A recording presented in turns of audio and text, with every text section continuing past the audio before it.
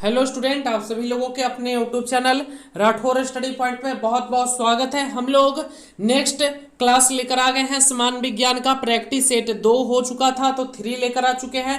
पहले आप practice set 1 और प्रैक्टिस सेट 2 को कर लीजिएगा, फिर इस क्लास को करिएगा। तो चलिए शुरू करते हैं, जल्दी जल्दी करेंगे। किस दर्पण में बड़ा प्रतिबिंब बनता है? आपने पढ़ा है सबसे बड़ा प्रतिबिंब अवतल में बनता है, अवतल दर्पण में। याद रखिएगा, अवतल दर्पण में बनता है। चलिए नेक्स्ट प्रश्न है हमारा, दाढ़ी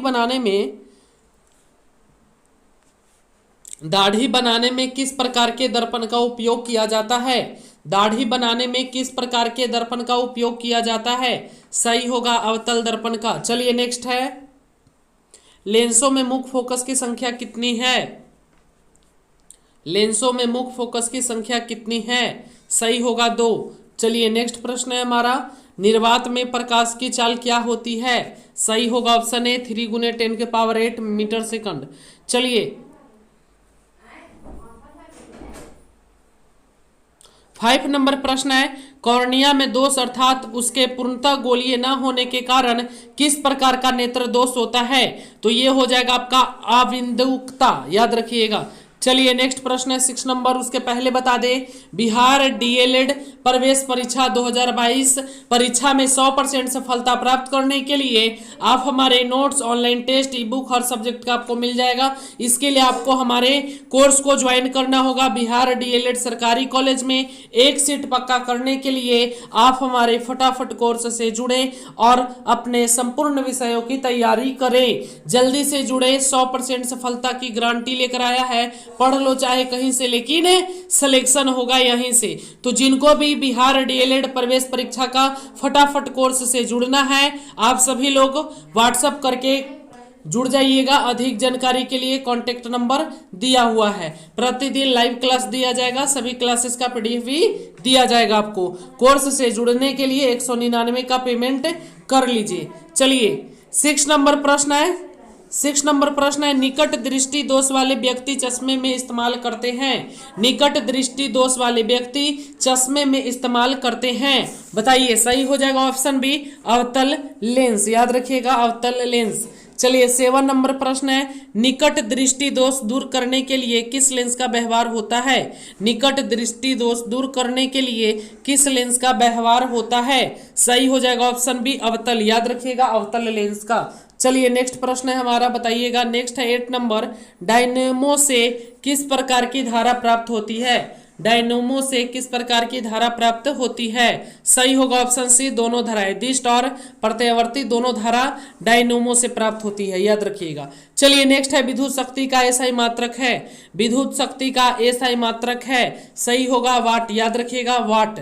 चलिए नेक्स्ट है हमारा 10 नंबर, विद्युत चुंबक बनाने के लिए उपयुक्त पदार्थ है। विद्युत चुंबक बनाने के लिए उपयुक्त पदार्थ है, सही होगा नरम लोहा।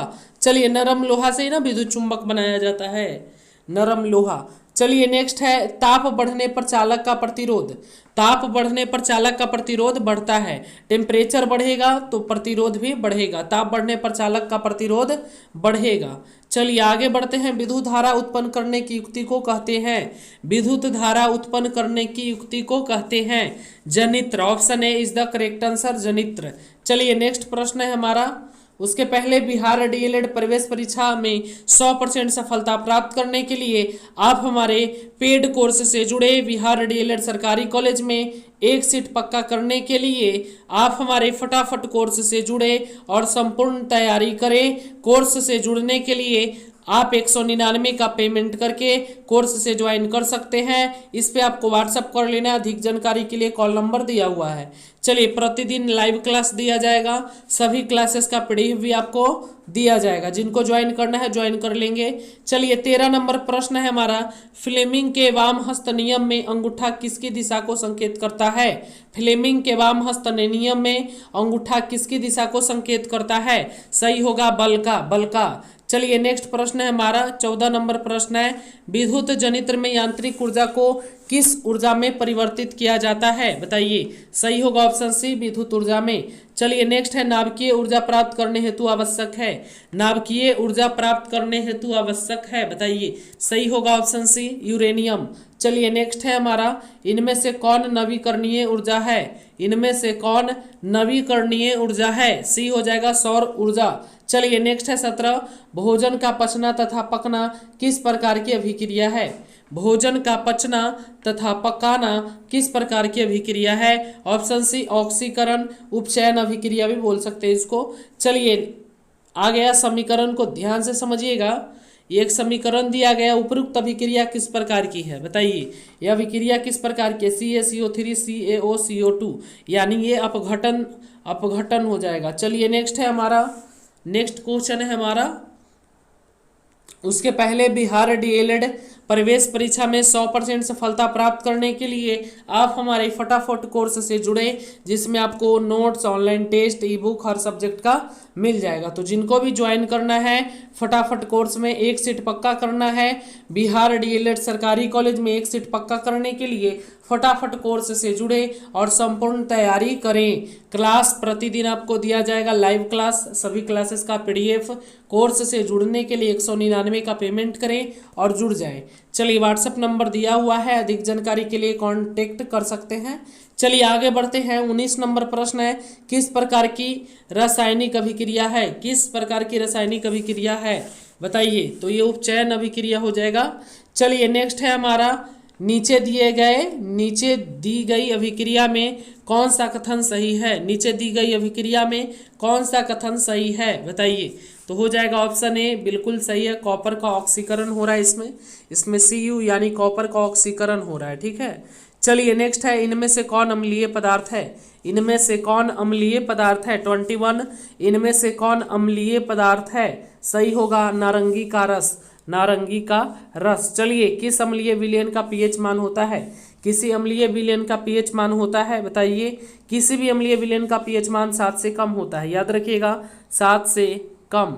किसी भी अम्लीय विलयन का pH मान 7 से कम होता है। चलिए नेक्स्ट है, निम्नलिखित में से कौन लवण है? निम्नलिखित में से कौन लवण है? बताइए। 23 का सी हो जाएगा, K2SO2, याद रखिएगा, K2SO2। चलिए नेक्स्ट है हमारा 24 है, चीनी का रासायनिक सूत्र क्या है? चीनी का रासायनिक सूत्र क्या है? बताइए। चीनी का रासायनिक सूत्र हो जाएगा C12H22O11, याद रखिएगा, चीनी का रासायनिक सूत्र होता है C12H22O11। चलिए नेक्स्ट प्रश्न है हमारा, सक्रियता श्रेणी में सबसे क्रियाशील धातु है? सक्रियता श्रेणी में सबसे क्रियाशील धातु है, बताइए। ऑप्शन बी हो जाएगा सोडियम, Na सोडियम। चलिए नेक्स्ट प्रश्न है हमारा, इनमें से कौन सी अधातु चमकीला है?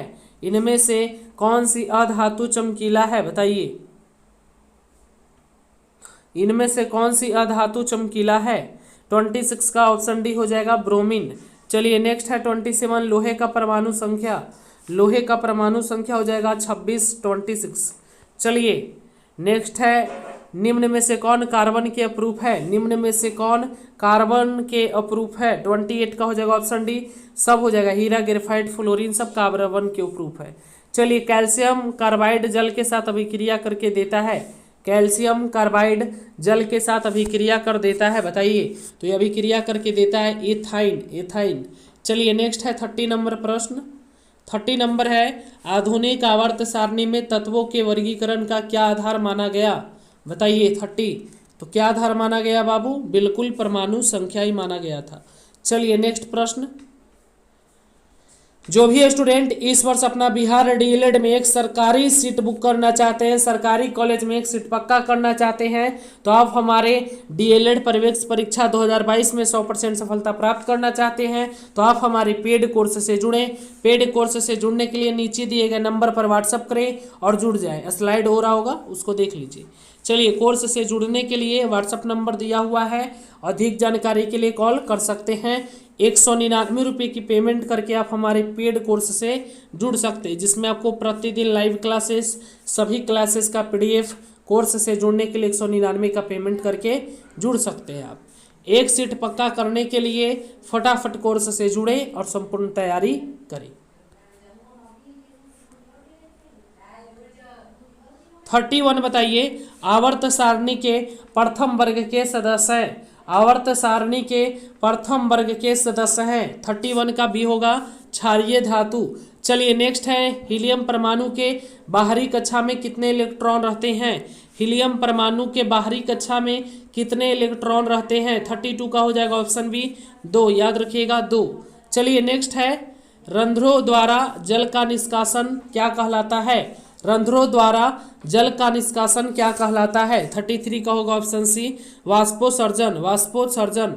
चलिए नेक्स्ट है 34, हीमोग्लोबिन की कमी से क्या होता है। हीमोग्लोबिन की कमी से क्या होता है। 34, हीमोग्लोबिन के कमी से होता है एनीमिया, याद रखिएगा हीमोग्लोबिन के कमी से होता है एनीमिया, एनीमिया। चलिए नेक्स्ट है 35, अमाशय के जठर रस में पाए जाते हैं। अमाशय के जठर रस में पाए जाते हैं। 35 का हो जाएगा इनमें से सभी हाइड्रोक्लोरिक अम्ल HCl जिसको बोलते हैं, श्लेष्मा और पेप्सीजोनिन, पेप्सीनोजोनिन। चलिए नेक्स्ट क्वेश्चन 36 है, आहार नाल का सबसे लंबा भाग है। आहार नाल का सबसे लंबा भाग है 36। आहार नाल का सबसे लंबा भाग है छोटी आंत, याद रखिएगा। चलिए नेक्स्ट है हमारा, न्यूरॉन में केंद्रक कहाँ उपस्थित होता है।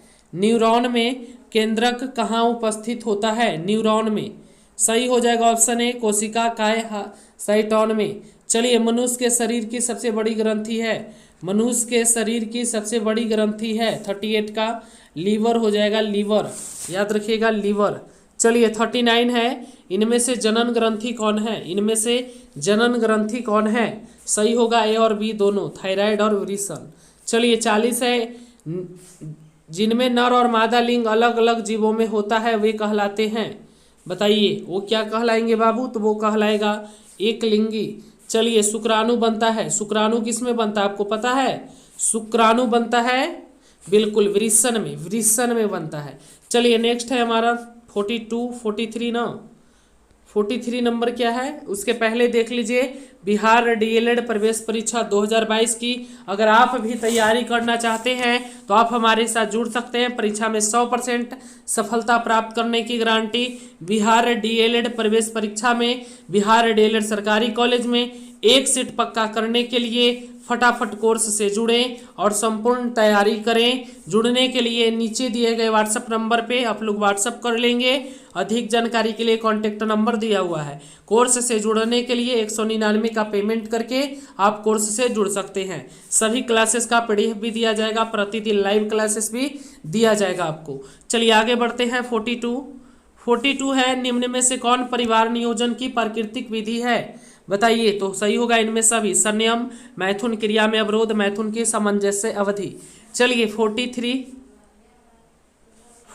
है हमारा, जीवों की उत्पत्ति से पहले पृथ्वी पर क्या नहीं था। जीवों की उत्पत्ति से पहले पृथ्वी पर क्या नहीं था। बताइए ये इनमें से सभी, जब जीवों की उत्पत्ति नहीं हुई थी तो पृथ्वी पर क्या नहीं था। CO2, O2, NO2 नहीं था। कार्बन डाइऑक्साइड, नाइट्रोजन, NO2 नहीं था। चलिए रुधिर वर्ग 0 का जिन होता है। रुधिर वर्ग O ग्रुप का जिन होता है। बताइए 44 का होगा ऑप्शन बी अप्रभावी, अप्रभावी। चलिए 45 है, प्रकृति में पृथ्वी पर ऊर्जा का मुख्य स्रोत है। प्रकृति में पृथ्वी पर ऊर्जा का मुख्य स्रोत है। 45 का ऑप्शन बी सूर्य, सूर्य। चलिए नेक्स्ट क्वेश्चन की ओर बढ़ते हैं। 46 है, इनमें कौन अपमार्जक के उदाहरण हैं। सही होगा ऑप्शन सी बाज, कौवा, लोमड़ी, चील, सूक्ष्मजीव। चलिए नेक्स्ट 47 है, यूरो 2 का संबंध है। यूरो 2 का संबंध है बाबू वायु प्रदूषण से, याद रखिएगा। चलिए नेक्स्ट क्वेश्चन, टिहरी बांध का निर्माण किस प्रदेश में किया गया है। टिहरी बांध का निर्माण किस प्रदेश में किया गया है। सही होगा ऑप्शन बी उत्तराखंड में, याद रखिएगा। तो हम लोगों ने प्रैक्टिस सेट 3 भी कंप्लीट कर लिया है। इसका PDF आप सभी लोगों को पेड वाले में मिल जाएगा, जो भी पेड कोर्स को ज्वाइन किए हैं। थोड़ी देर में एक और क्लास हिंदी का आ रहा है, आप सभी लोग तैयार रहिएगा। जय हिंद, जय भारत।